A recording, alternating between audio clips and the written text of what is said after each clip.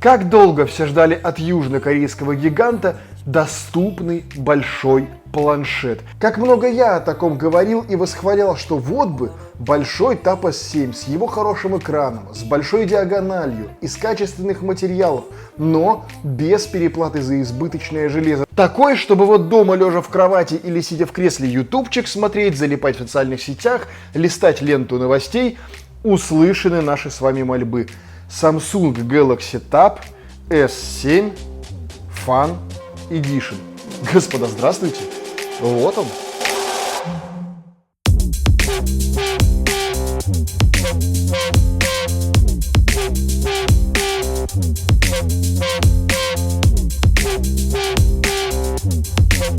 По комплекту у нас это кабель USB-A-USB Type-C, это блок зарядки на 15 Вт стандартный, который Samsung пихает практически везде.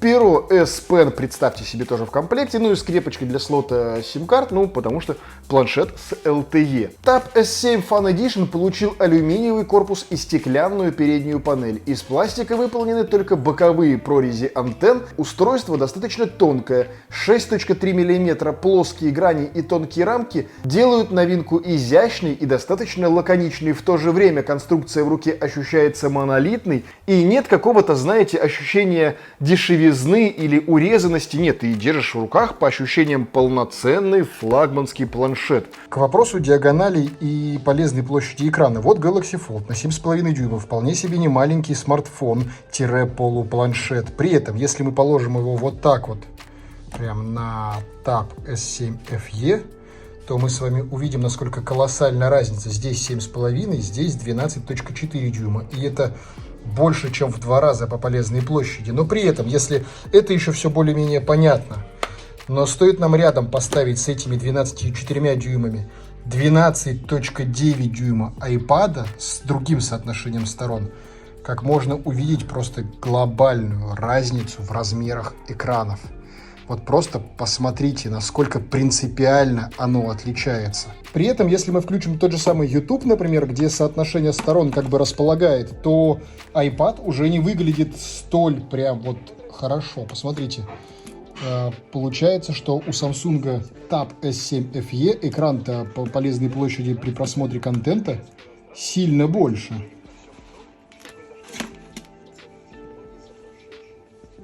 По бокам расположены стереодинамики, за настройку которых отвечает, естественно, компания AKG, которая Samsung принадлежит. Звучание громкое, объемное и достаточно насыщенное, но вот мини-джека здесь нет, да и не нужен он никому в 2021 году. Уже давным-давно беспроводные наушники, тем более уже для планшета, тем более как для прикроватного устройства дома, вещь, как бы есть практически у каждого, или может оказаться практически у каждого, продается уж за 3 копейки. Покупая планшет, уж явно наушники себе заодно можно позволить беспроводные. Вне зависимости от того, где бы вы ни находились и что бы вы ни делали. Ну и я, как всегда, рад сказать вам, господа, здравствуйте. Давайте поговорим о всем том, что произошло в мире информационных технологий за прошедшую неделю. Еще на гранях находится пара микрофонов, гибридный слот для сим-карты, он же для карточки памяти microSD, разъем USB Type-C и магнитный коннектор для подключения клавиатуры. На тыльной стороне камера и третий микрофон для качественной записи аудио. Наконец, в спинку встроили магнитное крепление для стилуса S Pen, который идет в комплекте. И вот это то, где Apple стоит поучиться уважению к пользователю. S Pen в комплекте, представляете? Так можно было. Не нужно лишних 10 косарей платить за палку-копалку. Вот так вот. Ну и к самому главному. Экран. Это IPS на 12,4 дюйма с разрешением 2560 на 1600 пикселей с соотношением сторон 16 к 10.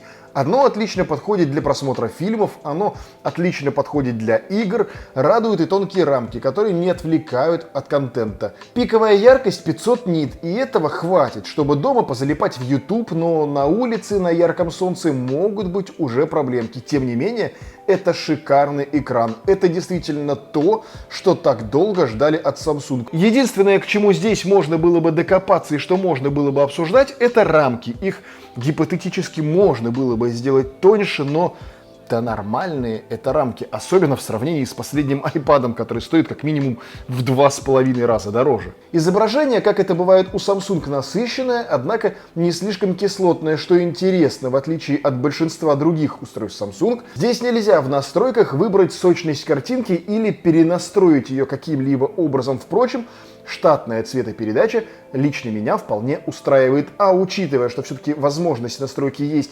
практически на всех устройствах Samsung, вероятно, ее просто допилят с обновлениями. Камера. Не знаю, зачем основной модуль может понадобиться вам в планшете, но, тем не менее, камера здесь есть. Это 8 мегапикселей, и она даже с HDR, и она даже вполне неплохо снимает при хорошем освещении. Фронталка же здесь на 5 мегапикселей, и она сгодится для видеозвонков, но в целом достаточно печальная. Ну, все-таки 5 мегапикселей в 2021 году, ну, такое себе. Но, опять же, надо понимать позиционирование устройства, и камеру эту сюда встроили постольку-поскольку, чтобы просто была, потому что устройство все-таки в первую очередь не про видеозвонки, не про конференции, а про потребление контента. Ну вот пример записи видео на Samsung Galaxy Tab S7 Fan Edition.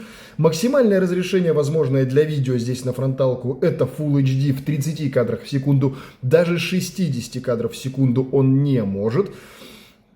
Про 4К, наверное, и говорить не стоит. По качеству звука, вот вы сейчас можете самостоятельно оценить то, как все это дело работает. Ну, в общем, вот так вот будет видно вас, если вы вдруг решите поговорить с кем-то по видеосвязи. Примерно так будет слышно вас, если вы решите с кем-то поговорить по аудио или будете что-то записывать на свой планшет. Ну, явно на эту камеру записывать бложики или там какие-то вообще хоть сколько-то адекватные видео писать вообще без вариантов. Но как камера, в принципе, для видеосвязи, типа там с кем-то поговорить изредка, да, наверное, нормально. Для всего остального есть смартфоны и фотофлагманы придуманы. А это все-таки про планшет, не про фотографии, совершенно точно. Да как и все планшеты, как кто вообще фотографирует на планшет, это ж бред. Говоря другими словами, фотовозможности у этого планшета, ну, так себе. Впрочем, и не за них мы явно должны были его полюбить. По железу у нас здесь следующая история. Snapdragon 750G, что очень, надо сказать, прилично и не так уж, чтобы прям бюджетно. Ну, то есть, могли бы вообще Exynos допотопный воткнуть или Mediatek, зная Samsung, но здесь поставили нормально Snapdragon. В связке с ним 4 либо 6 гигабайт оперативной памяти в вариациях на 64, либо 128 гигабайт памяти постоянной, соответственно. И здесь эта связка достаточно хороша. И в игрушки поиграть, тот же PUBG тащится на максимуме без каких-либо проблем.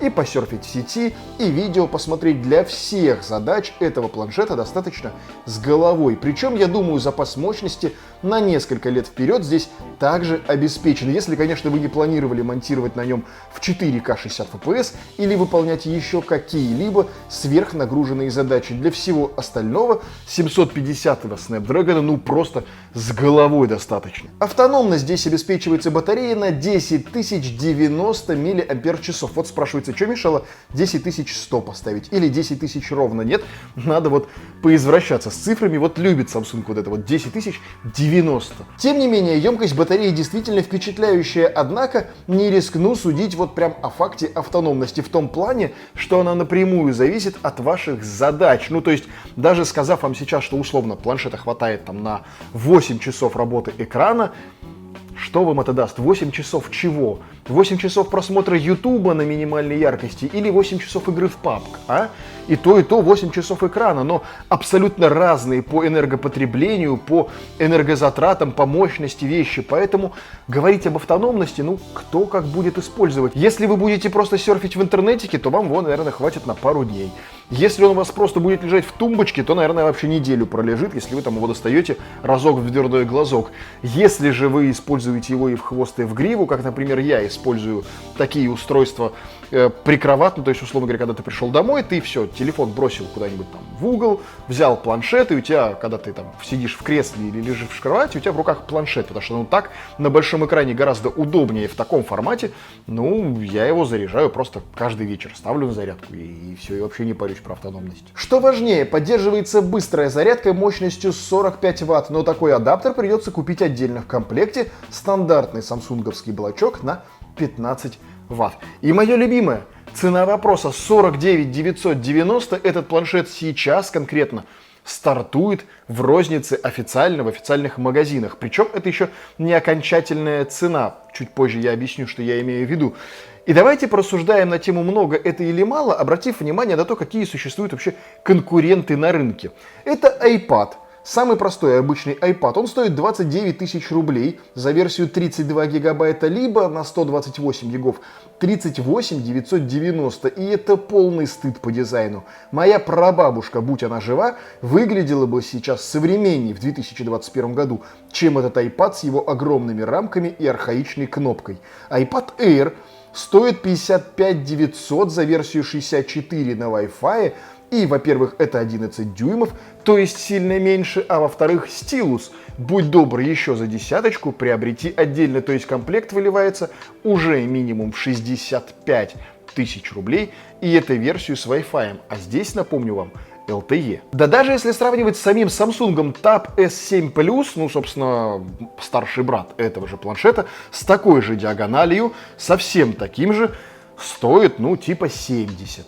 iPad Pro со сравнимыми размерами экрана 12.9, который Pro получается большой, он стоит, простите меня, сейчас последняя версия 109 990. Если как младший брат его рассмотреть, ну хотя бы его типа прошлогоднюю или позапрошлогоднюю модель, ну в лучшем случае вы возьмете его за 75, ну может быть 70.